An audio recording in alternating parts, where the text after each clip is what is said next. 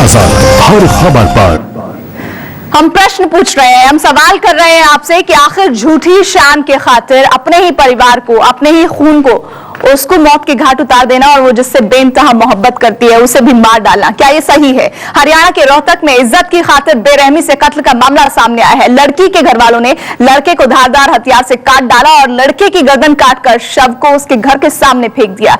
झूठी शान में लड़की के घर वालों ने अपनी बेटी को भी बेरहमी से मार डाला।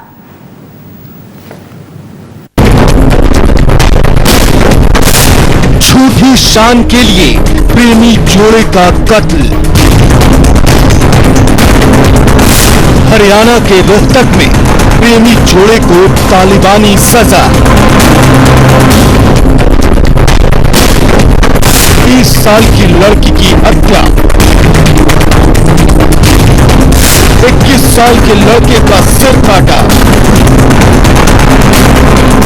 लड़की की लाश जलाने की कोशिश। लड़के की लाश घर के सामने फेंका। तब तक बहेगा हॉरर किलिंग में खून। मोहब्बत की सजा, मौत क्यों? तब तक बचेंगे बेटी के हत्यारे।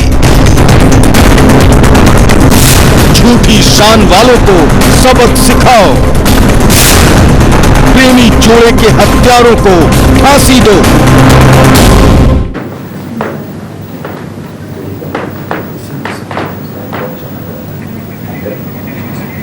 तो ये तस्वीरें आप रोहतक की देख रहे हैं, ये वही रोहतक है जहां पर ये सनसनीखेज हत्याकांड अंजाम दिया गया है। लोग हैरान है, लेकिन दबी जुबान में भी कोई कुछ कहने को तैयार नहीं है। डर इतना गहराया हुआ है और शान की खातिर जिस तरह से इस हत्याकांड को अंजाम दिया गया है, कहीं ना कहीं ये बड़ा सवाल है कि ये हत्याएं कितनी जायज है। क्या ऐसे लोगों के खिलाफ सख्त से सख्त कार्रवाई नहीं होनी चाहिए जो शान बान की खातिर इस तरह से हत्याएं कर रहे हैं? और सबसे बड़ी बात की राजनीतिक जो पार्टियां हैं वो भी इस पर कुछ खुलकर बोलने के लिए तैयार नहीं है। और इस पर बातचीत करने के लिए हमारे साथ अभिनेत्री और सोशल एक्टिविस्ट कुनिका लाल जुड़ रही हैं। कुनिका, ये मामले लगातार सामने आ रहे हैं और इस तरह की घटनाओं को रोक पाना एक बड़ी चुनौती है। आखिर क्यों इस तरह की मानसिकता हम बदल नहीं पा रहे हैं? कहने को हम 21वीं सदी में जी रहे हैं। देखिए, सबसे पहले जो हमारी ज्यूरिसडिक्शन है और हमारी जो कोर्ट है, उन्हें एक आदेश देना चाहिए कि इस किलिंग के बाद कोई पॉलिटिकल लीडर वहां जाके अपनी बयानबाजी नहीं करे, उसके ऊपर पॉलिटिक्स नहीं करे। वो एक रोक लगाएंगे तो जब पॉलिटिक्स नहीं होगा तो पुलिस अपना काम सही तरीके से करेगी। ये बहुत ही वहशी और दरिंदगी का मामला है कि एक बाप अपनी बेटी की हत्या कर दे क्योंकि वो अपनी खुशी जाहिर करती है और अपनी खुशी से कुछ अपनी जिंदगी आगे मतलब चलाने के लिए उसने कुछ फैसले लिए हैं। आप उससे रिश्ता तोड़ दीजिए, लेकिन आप उसे मार डालें और एक बच्चे को, लड़के को मार डालें।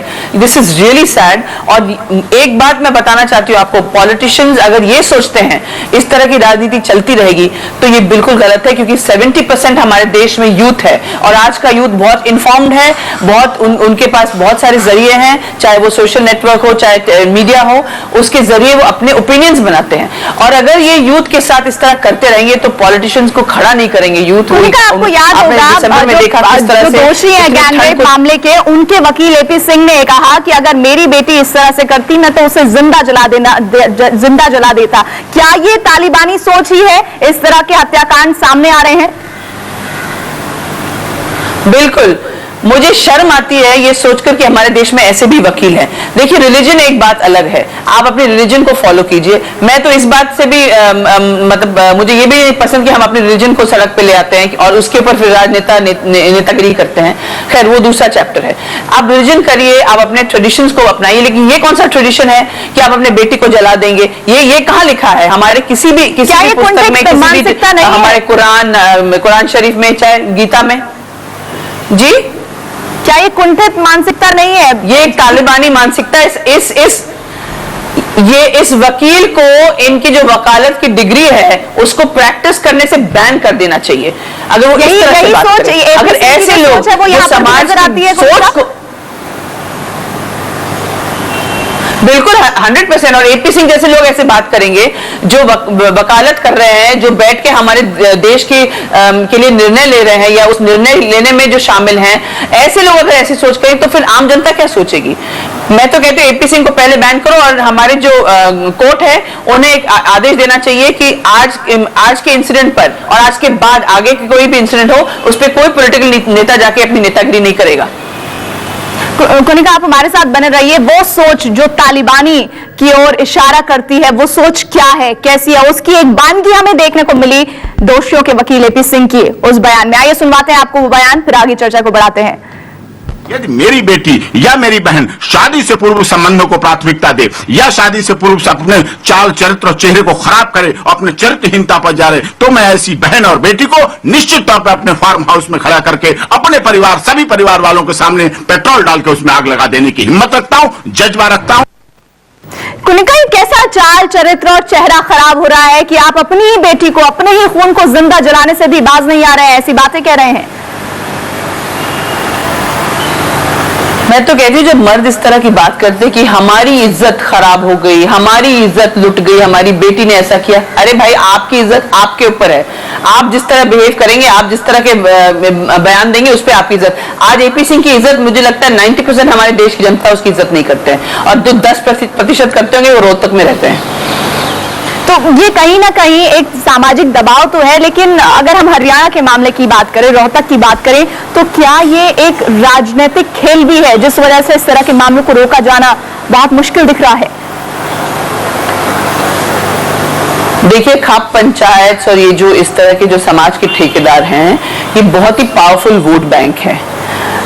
एक नेता अगर उठ के कहेगा कि मुझे ये सोच बदलनी है, भले मैं एक बार इलेक्शन हार जाऊं लेकिन मैं ये सोच को बरकरार नहीं रखना चाहता हूं, मैं इसके खिलाफ लड़ना चाहता हूं, एक नेता हिम्मत करेगा तो मुझे लगता है सारा देश उसे सलाम करेगा। बस एक को हिम्मत करनी है, क्योंकि ये खाप पंचायत वगैरह जो अपना ही क्वाजी कोर्ट उनका चलता रहता है, उनकी क्वाजी जुडिशरी है, वो अपने ही फैसले लेते हैं, सब अपने ही सब हिसाब से, उनको देश के फैसले से कोई मतलब नहीं, वो फिर भी करते रहे। हाई कोर्ट, सुप्रीम कोर्ट के ऑर्डर के बाद भी अगर ये हो रहा है, इसका मतलब क्या है? कनिका, क्या आपको लगता है ये परिवार की शान से ज्यादा एक सामाजिक दबाव बहुत ज्यादा नजर आता है? ये वही पुरानी सोच है कि भाई इनके घर से हुक्का पानी बंद कर दो, इनका ऐसा हो गया।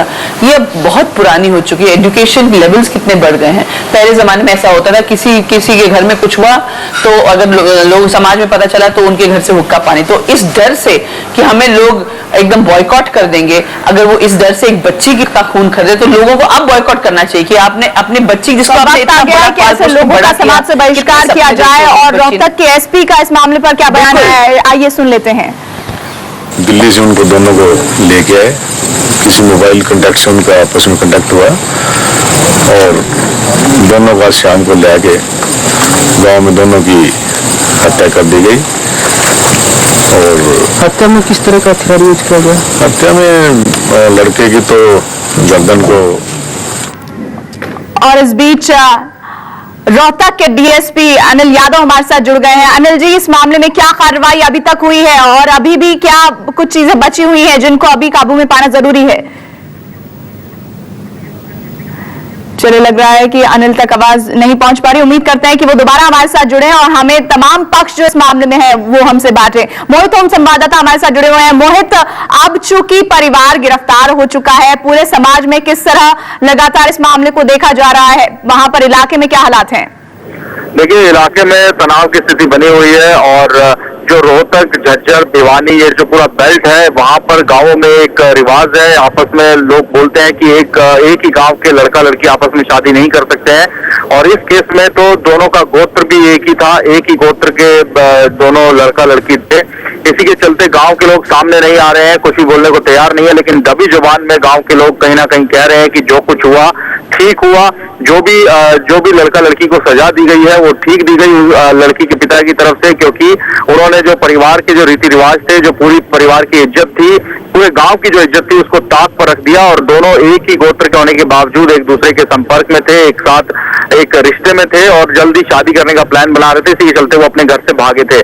तो अभी फिलहाल गांव में चुप्पी पसरी हुई है, सा सन्नाटा है। जो लड़का है धर्मेंद्र, जिसका गला काटा गया है, जिसको पीट पीट कर मारा गया और उसके बाद उसका गला काटा गया है, उसके घर से किसी ने भी अभी तक पुलिस में कोई शिकायत नहीं दी है। तो कहीं ना कहीं लगता है कि गांव के लोगों का दबाव है उन पर कि वो इस मामले को अब खत्म करें, इस मामले को भूल जाएं कि उनके बेटे की हत्या हुई है। इसी वजह से उन्होंने अभी तक पुलिस को कोई लिखित शिकायत नहीं दी है। पुलिस खुद मौके पर पहुंची थी। गांव से ही किसी व्यक्ति ने, अज्ञात व्यक्ति ने पुलिस को फोन करके बताया कि इस तरह से लड़का और लड़की दोनों का कत्ल कर दिया गया है। दोनों और आपको रोकना चाहेंगे, डीएसपी रोहतक अनिल यादव हमारे साथ जुड़ गए हैं। अनिल जी, फिलहाल इस पूरे मामले में क्या कुछ कार्रवाई अभी तक आपने की है?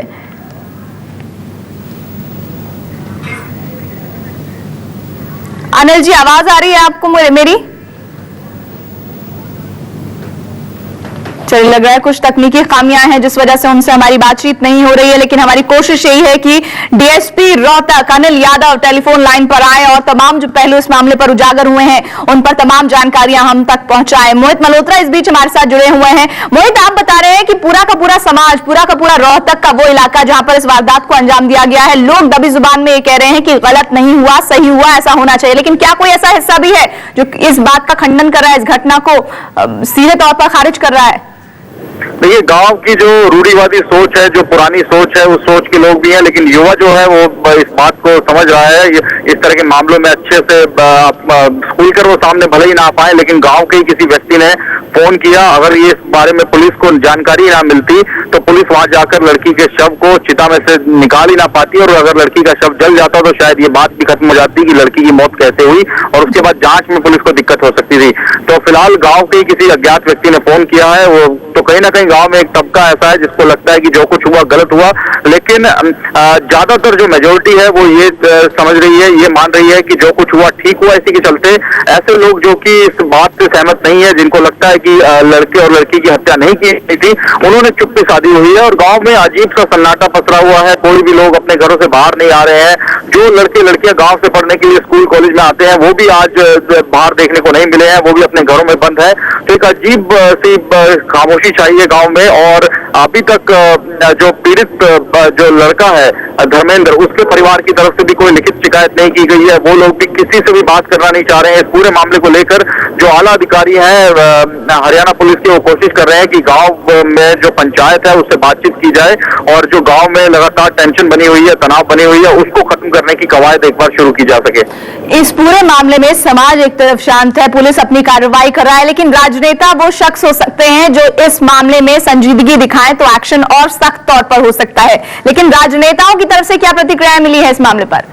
देखिए, ये एक ऐसा मामला है इससे पहले भी रोहतक, झज्जर, भिवानी, हिसार, ये जो पूरा बेल्ट है, यहाँ पर अक्सर गांवों में इस तरह से मामले सामने आते रहते हैं, झूठी शान के लिए हत्याएं होती रहती हैं। तो ऐसे में इससे पहले भी जो पॉलिटिशियंस है वो नहीं चाहते कि वो गांव के लोगों से, पंचायत के साथ किसी तरह से उनका मनमुटाव हो। इसी के चलते वो भी इस तरह के मामलों पर चुप्पी साध लेते हैं। और अभी तक सीएम हरियाणा की तरफ से भी कोई आधिकारिक बयान नहीं आया है कि इस मामले में आगे क्या कार्रवाई की जाएगी। पुलिस अपना काम कर रही है। पुलिस को जिन लोगों के बारे में पता लगा है कि उन्होंने इस वारदात को अंजाम दिया, उनके खिलाफ कार्रवाई की जा रही है, उनको अरेस्ट करने का दावा किया जा रहा है। आपको रोकना चाहेंगे, महिला आयोग की अध्यक्ष ममता शर्मा कुछ कह रही हैं, आइए सुन लेते हैं। सरकार के हैं कि नहीं है, हम इसलिए आए। अब कैसे दंगा हुआ है, पॉलिटिकली मोटिवेटेड था कि नहीं था, ये दूसरा इशू है। लेकिन शर्मा मुजफ्फरनगर मामले पर बोल रही हैं, लेकिन फिलहाल हम उम्मीद करेंगे कि वो जल्द से जल्द अपना बयान इस मसले पर भी दें। मोहित हमारे साथ बने हुए हैं। मोहित, सीधे तौर पर ये तालिबानी कदम है जिस तरह से इन दोनों लड़के लड़की को मौत की घाट उतारा गया है, लेकिन क्या कोई तबका उस समाज में, रोहतक के उस इलाके में मौजूद है जो ये बात मानता है?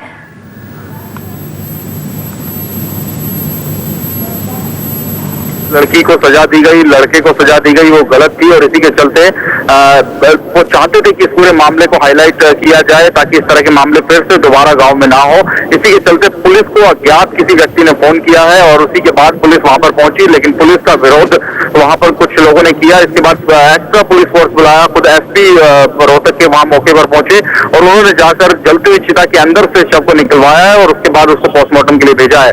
तो फिलहाल लगातार आप यहाँ पर निगाह बनाए रखें, कोई भी डेवलपमेंट होगा तो आपका दोबारा रुख करेंगे। फिलहाल आप बने रहिए हमारे साथ। वक्त एक छोटे से ब्रेक का हो चला है, फौरन लौट रहे हैं। लगातार मामले पर हम निगाह बनाए हुए हैं, जो भी तमाम गतिविधियां हो रही हैं उस पर आगे आपको जानकारी देंगे। वक्त एक छोटे से ब्रेक का।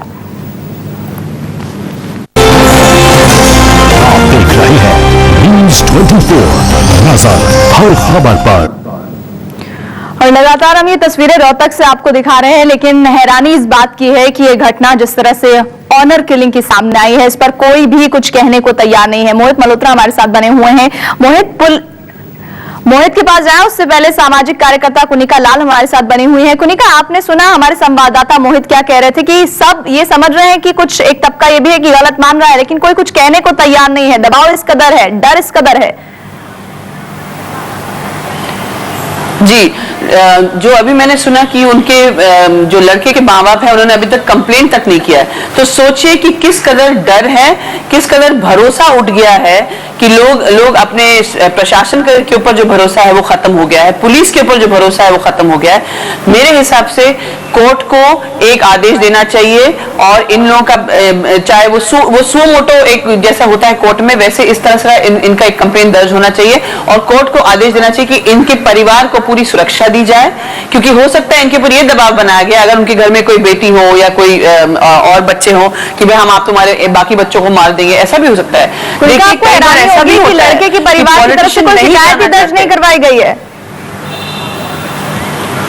वही तो मैं कह रही हूँ कि ये फेयर है, इट्स अ फेयर फैक्टर। तो इसका मतलब जनता का भरोसा कितना टूट गया है, चाहे वो प्रशासन का हो के ऊपर हो या फिर पुलिस का के ऊपर जो भरोसा था, इसके लिए इस भरोसे को वापस लौटाने के लिए court should give an order कि उनको एक प्रोटेक्शन दीजिए और इस केस के चलते इस केस के कानून को अपनी सख्ती दिखाने की जरूरत है। कुनिका, बहुत बहुत शुक्रिया हमसे जुड़ने के लिए। और साथ ही साथ मोहित, कुनिका आपसे आगे दोबारा हम जुड़ेंगे, लेकिन फिलहाल इस सेगमेंट में इतना ही। मोहित, आपका भी धन्यवाद। तमाम डेवलपमेंट्स के लिए दोबारा आपके पास आएंगे। फिलहाल ममता शर्मा कुछ कह रही हैं, आइए सुन लेते हैं।